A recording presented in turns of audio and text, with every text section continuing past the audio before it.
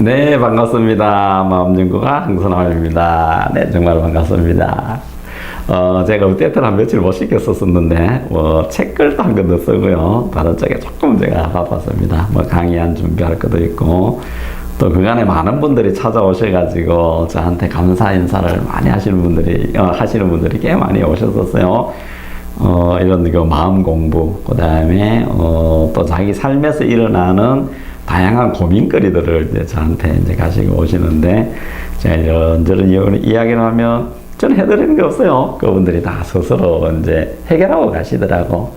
그래서 저는 지금 제가 하는 이것을 무엇인가 하면, 철학치유라고 이야기를 하는 거예요. 이게 우리 인성치유 이런 것들은 조금은 이제 맞지가 않아요. 이게 인간의 본성이 무엇인지를 밝히지도 못하고 인성치유를 한다고 이렇게 가니까 조금 그런 거예요. 그래서 저는 인간의 본성, 나는 누구인가에 대한 것들을 중심에 두고 이것이 내가 확연하게 알게 되면, 다시 말하면 깨닫는다고 이야기하죠. 깨닫게 되면 기독교에서는 구원이라고요. 이제 해탈이라고 하는데 그런 용어 쓰지 않더라도 나의 본성을 알게 되면 내가 애쓰지 않아도 나의 삶들은 제자리로 오게 되어 있는 거거든요. 가장 바른 상태로 오게 되어 있습니다. 그래서 저는 이것을 현대 용어에 맞게끔 철학치유라고 제가 이런 이야기를 하는 거예요. 그래서 철학치유의 근본은 무엇인가 하면 나는 누구인가, 인간의 본질을 단순히 학문적으로 피상적으로 그래요, 내가 그렇게 했구나 이런 것이 아니에요. 깨달음도 똑같습니다. 구원도 똑같습니다. 내가 구원받았다, 깨달음을 얻었다, 그래요, 이런 것이 아니라 즉각 생활이 바른 생활, 경제적으로도 풍요해지고 건강해지고 지금에 있던 문제들이 홀연히 없어지고 오로지 좋은 것만 딱 나타나는 그런 것들을 저는 이제 그것이 이제 깨달음의 본질이라고 이야기하는 거거든요. 그 힘들지 않아요. 깨달았다 이 용어 쓰면 좀 그런데 나는 누구인가를 확연하게 알면 되는 거예요. 자, 그래서 제가 나는 한 몇 시간 동안 이야기했는 게 무엇인가 하면 인간의 본질에 대해서 이야기를 했고요. 그걸 두고 어떻게 세상에 만들어지는지에 대해서 이제 말씀을 드렸는데, 오늘 시간에는 제가 쓰는 책 가난은 또 병이다. 물론 요거는 이제 깨달음, 그 다음에 나의 본질을 가지고 나는 누구인가를 가지고 어떻게 삶을 풍요롭게 만들어 갈 건가에 대한 것을 썼는 거예요. 실제적으로 즉각적으로 내가 구체적으로 만들어 가는 거예요. 우리가 보면 꿈꾸는 이게 성공학 원리에서 내가 그것을 보면 나타난다, 표현한다, 이런 것들이 왜 그러는지에 대한 것들을 명확하게 나타내는 겁니다. 그래서 행복을 만드는 마음의 법칙, 가난도 병이다. 가난과 병의 해방을 위한 철학치유서, 제가 이렇게 썼던 거거든요. 어디에도 이렇게 썼습니다. 이제는 철학치유다. 이렇게 갔어요. 철학이란 인간의 본질, 나는 누구인가, 인간의 본질이 무엇인가를 밝혀놓은 것 뿐이다. 인간의 본질을 알고 세상이 만들어지는 원리를, 마음의 법칙을 알면 이 세상에 병, 불행, 가난은 즉각 없어지고 그 자리에서 본래 존재하는 무한의 건강, 무한의 부가 생활에 즉각 나타난다. 그래서 행복하고 조화로운 삶이 이루어지고 모든 것에서 자유롭게 되는 철학의 치유의 근본 원리다. 이렇게 제가 썼는 겁니다. 그래서 진리가 자유롭게 할지니 이렇게 가는 거예요. 그러니까 이제까지는 우리가 깨달음이다 이런 것들을 그러니까 피상적으로만 하는 거예요. 이제 그런 것이 아니라 실제적으로 내 생활에서 바로 맞춰갈 수 있는 것들을 제가 말씀을 드리는데, 지난 시간에는 종교에서 본 세상이 만들어지는 원리를 했습니다. 근데 요거는 이제 이번 시간에는 과학에서 본 세상이 만들어지는 원리 59쪽입니다. 4. 과학에서 본 세상이 만들어지는 원리, 이제 이렇게 갔는데, 이제 종교 있죠. 가르침의 근본, 거기에서 철학이 나오고요. 철학에서 철학에서 경제가 나오고, 과학이 나오고, 교육이 나오고, 인문학이 나오고, 다가 이렇게 갈라지는 거예요. 뿌리는 똑같습니다. 모든 것이 다가 어디로 귀일되나 하면 나는 누구인가의 근본 원리로 가는 거예요. 근데 과학은 사실 우리가 물질의 어떠한 것들을 만들어내고 물리 화학의 법칙을 이야기하는데, 그 근본 원리 역시 무엇인가 하면 인간의 본질을 규명하는 거에 있습니다. 사실은요. 과학의 근본 원리는 딱 하는 게 이런 거예요. 파동을 어떻게 입자로 가느냐의 뿐입니다. 사실은요. 과학이란 입자라는 건 무엇인가 하면 물질을 말하죠. 어떻게 물질을 이 세상 만드는 우리가 사용하는 모든 물질로 어떻게 갈 거냐의 문제인 거거든요. 파동을 어떠한 내가 열처리를 하든 뭐 화학 반응을 일으키든 어떤 것들을 하든 간에 새로운 물질을 만들어내는 걸 과학이라는데 조금 더 들어가 보면 파동을 물질로 그게 파동을 입자로 만드는 걸 고민했던 것 뿐인 겁니다. 사실은요. 이걸 우리는 모르고 과학적이다 하는데 사실은 과학은 인간의 본질에 그냥 뭐요? 아주 적은 부분만 나타내는 것일 뿐인 것입니다. 자, 그것은 제가 말씀을 드릴 건데요. 과학 때문에 저희들은 세상이 많이 풍족해졌습니다. 그렇지만 왜 그것이 만들어지는 원리를 명확하게 밝혀주지 못했기 때문에 행복은 점점 멀어져 가는 같은 느낌을 받는 거예요. 사실은 그런 것이 아닌데 이제는 과학과 그 다음에 우리 그 철학, 그 다음에 나는 누구인가가 하나의 이제 같이 물려가는 그런 시대로 되어 있습니다. 그전에는 이제 과학으로 가볼게요. 과학에 가보면 뉴턴 철학의 이분론적인, 놓으면 떨어진다는 사실 다 끝이 났어요. 그래서 놓으면 떨어진다 이분론적이 뭐요? 아군과 적군으로 나뉘는 거예요. 그러니까 수많은 중간감 뉴턴 철학에 대한 것들이었었습니다. 근데 여기서는 어떠한 것들이 세상에 만들어지는 원리를 몰라요. 물질은 물질, 정신은 정신 이렇게 잘라버렸거든요. 물질과 정신이 어떻게 연관되는 것은 하나도 규명을 못했습니다.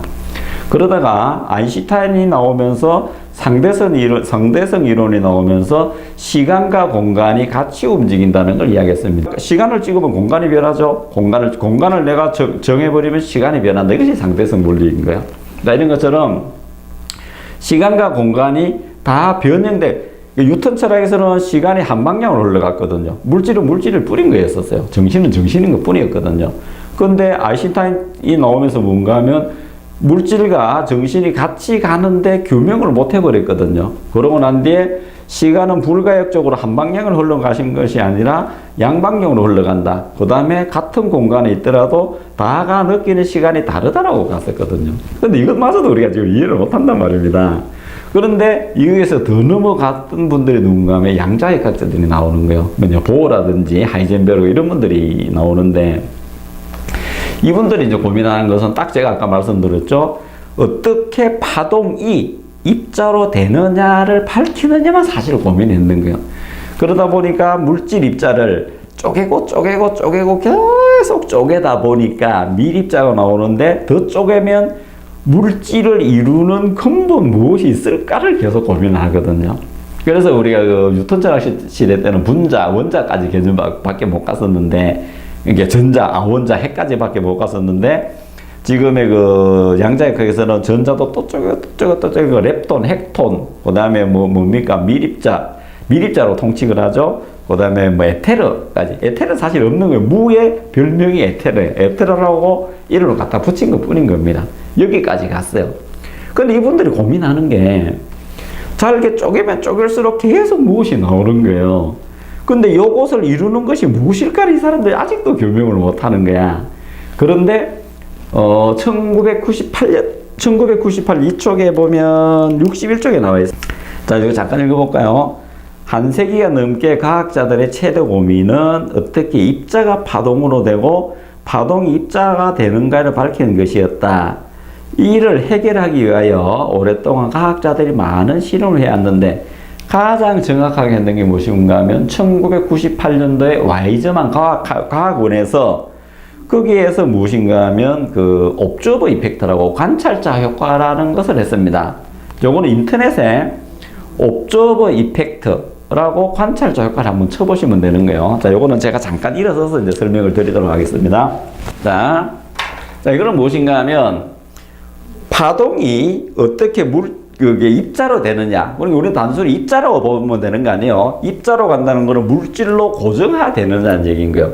그리고 이 물질이 계속 끊임없이 파동을 방사해서 어떻게 또 파동으로 변해가느냐 얘기거든요. 입자로 되면 눈에 보여요. 그 다음에 입자가 파동으로 다시 변해버리면 눈에 안 보이거든요. 이게 색적 시공이나 똑같은 겁니다. 사실은요.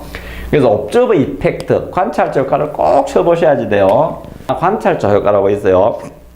자, 이거는 야구공 투척기를 생각하시면 되는데, 요렇게 스크린, 그게 이런 막이라고, 이런 칠판과 같은 막이라고 생각하시면 돼요. 그 중에 이중설릿, 아주 작은 틈이 있는 막을 세우고요. 여기에서 야구공 투척기, 야구공 그러니까 그 미립자를 쏘는 거야. 미립자를 쏘고 여기서 이제 사람이 보는 거야. 미립자를 계속 쏘면 자, 미립자가 날아가서 여기다 점이 타다닥 타다닥 타다닥 타다닥 찍히겠죠. 딱 날아가서 여기다가 점이 미립자의 흔적들이 계속 남습니다. 자, 그런데 이 스크린과 이 설릿과 틈과 작은 틈과 이 야구공 투척기를 그대로 두고 이 사람이 바깥에 나가버립니다. 자, 나가버리면 어떤 일이 생기냐면 미립자에 있는 그 흔적이 순간적으로 파동으로 바뀌어서요. 파동으로 요 작은 틈에가 또 파동으로 이렇게 가고 여기서도 파동으로 이렇게 가서 간섭 효과가 나서 여기서 물결처럼 파동으로 생겨버립니다. 자, 그런데 또 하나 이 사람이 밖에 나갔다가 다시 들어와요. 들어오면 그 순간에 파동은 없어지고 점이 또다시 타다닥 타다닥 타다닥 찍힙니다. 이렇게 계속 여기에 점이 찍혀요. 그런데 이 사람이 또다시 밖에 나가면 그 순간에 또다시 이 파동으로 또 변해버립니다. 나가면 파동, 들어오면 미립자, 그 입자가 찍히고요. 파동, 입자, 파동, 입자가 반복하는 거예요. 이때 전 세계에 그 내노라 하는 와이즈만 과학원에 있는 보라든지 물리학, 노벨 물리학상을 받은 사람이거든요. 이 사람들이 깜짝 놀라는 거야. 자, 이것도 변하지 않았다. 이것도 변하지 않았다. 이것도 변하지 않았다. 그런데 사람이 있을 때는 입자로 돼버리고 사람이 없을 때는 파동이 돼버린다. 이게 도대체 무엇이지? 라고 이 사람이 고민들을 합니다. 그런데 이것을 이 사람들이 아무도 밝혀내지를 못해요. 이것이 어떤 신의 조화? 어떠면 아무도 모르는 어떠한 불가지의 영역이라고 이렇게 말씀들을 하거든요. 그런데 이것이 무엇인가 하면 이것은 간단한 거예요. 그래서 관찰자 효과입니다. 보는 사람이 이 세상, 저기 관찰자 있었죠. 그 사람이 이 세상은 입자다, 물질이다 라고 생각을 하니까 입자가 찍히는 거예요. 근데 이 사람이 빠져나가 버리니까 어떤 일이 생긴다? 다시 원래대로의 파동으로 돌아갑니다. 자, 보는 사람이 입자라고 생각하니까 입자로 바뀌고 보는 사람이 없으니까 파동으로 바뀐다. 자, 이것이 무엇인가 하면 이 입자는 보는 사람의 마음에 따라서 달라지더라.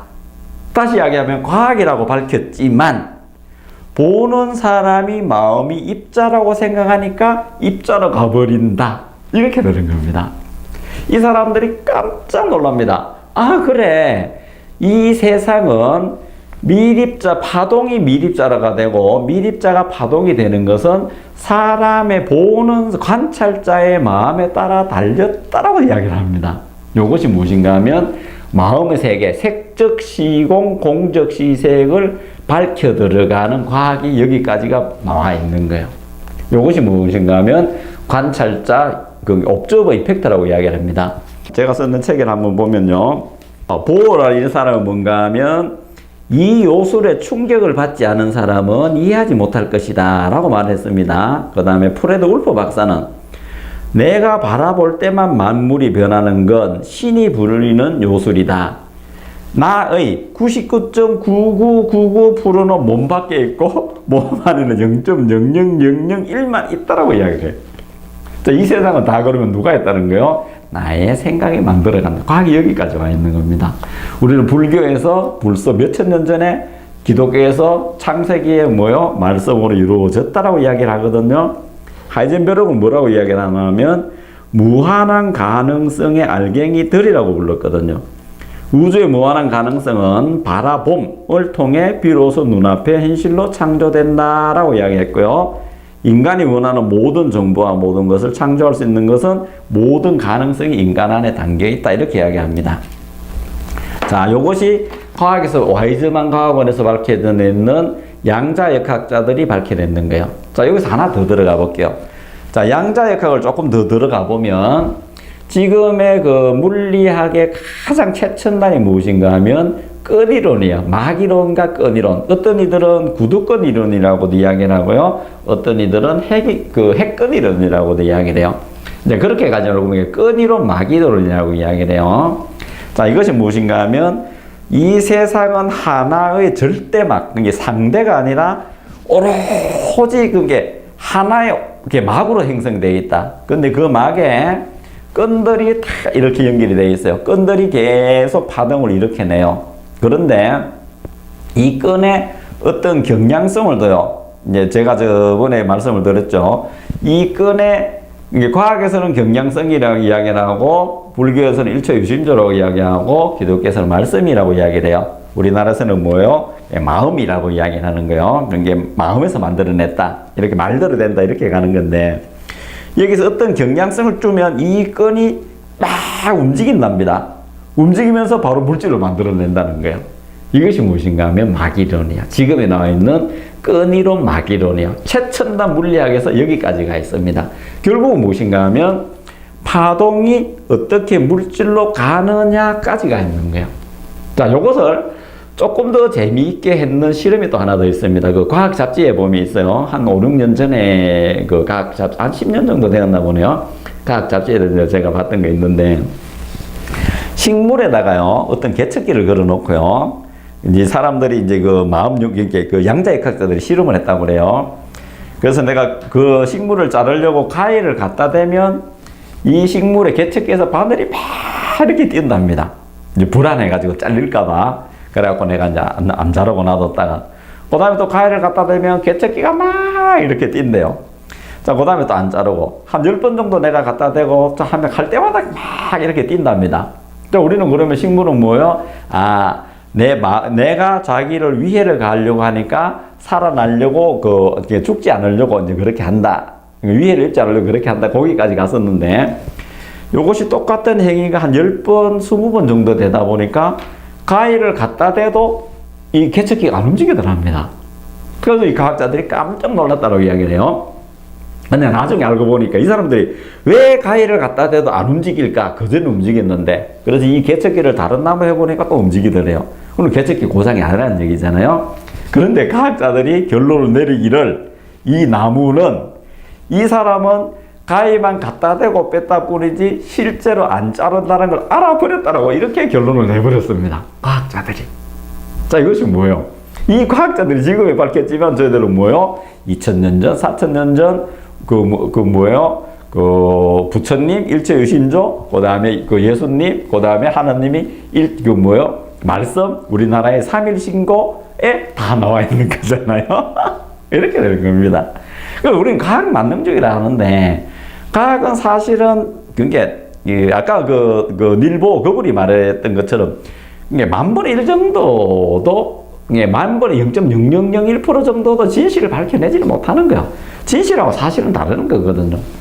해가 지고 뜨는 거는 사실이에요. 진실은 뭐예요? 지구가 도는 거잖아요. 이런 것처럼. 자, 그래서 제가 지금 이 시간에 말씀드리는 건 무엇인가 하면, 자, 이 과학에서 세상이 만들어지는 것은 물질은 물질 스스로 어떠한 것을 창조하지 못한다. 자, 그렇다면 이 물질이 어떠한 것으로 변형되게 하는 것에는 어떠한 경량성을 주는 사람의 마음이 작용을 하더라. 내가 손으로 어떻게 하고 도구를 사용하고 어떤 프로그램을 사용하지 않더라도 내가 마음만 가지고 그것을 변하게 만들어갈 수 있는 것들이 무엇인가 하면 우리 인간이라는 거예요. 결국 과학에서 밝혀내는 것도 무엇인가 하면 사람이 세상을 만들어낸다. 사람이 생각, 말, 그 다음에 이게 마음, 생각, 말이 이 세상을 창조하는 창조주인 것을 밝혀내는 것일 뿐입니다. 자, 그렇다면 간단한 거예요. 이 세상은 본질은 좋은 것 뿐이라 했죠. 좋고 아름답고 무한하고 완전하고 원만하고 병 아예 없고요. 그 다음에 가난 없고요. 그 다음에 불행 없고 완전 좋아, 무한 좋아, 무한 사랑, 무한 행복, 무한 지혜, 무한 공급, 무한 건강, 무한 생명 이런 것만 있거든요. 그렇다면 이것을 가지고 현상 생활에 나타나게 하는 것은 뭐예요? 과학에서도 밝혀줬듯이 옵저버 이펙트, 관찰적 효과도 있듯이 내가 실상에 존재하는, 실존에 존재하는, 내 안에 존재하는 그것만 말로 표현하고 생각하고 내가 구체적으로 그것을 표현만 해주면, 마음으로 내가 그것을 인정만 해주면 나타나게 되어 있습니다. 필요한 것이 즉각 나타나게 되어 있습니다. 자, 그래서 이 세상에 만들어지는 원리는 과학에서 보든 종교에서 보든 결국은 뭐다? 마음을 어떻게 쓰느냐를 밝혀 들어가는 거거든요. 이것이 지금 말하는 꿈이 이루어지는 원리에 대한 것들입니다. 부자가 되는 원리, 꿈이 이루어지는 원리에 대한 것들을 어떻게 한다? 있는 것이 그것을 내가 만들어낸다. 만들어내되 과학에서 만들고 기계가 만들고 프로그램이 만드는 것이 아니라 인간이 마음이 만들어낸다.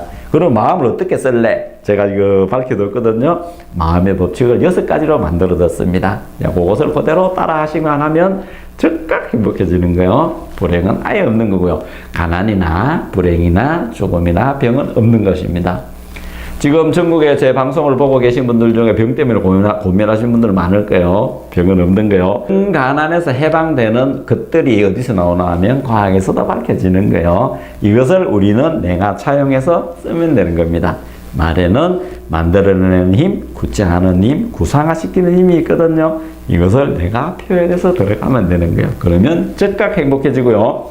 물질적으로도 풍요해집니다. 그 다음에 몸도 건강해지고요. 주변 환경의 모든 것이 좋아지는 그런 삶을 살았으면 합니다.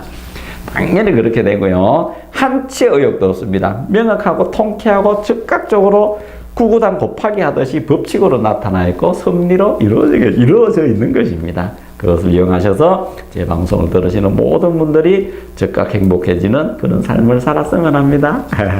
지금까지 잘 들어주셔서 감사하고요. 저의 존재 이유는 정말 여러분들이 행복했으면 합니다. 나의 꿈은 당신의 행복입니다. 잘 들어주셔서 감사합니다. 감사합니다.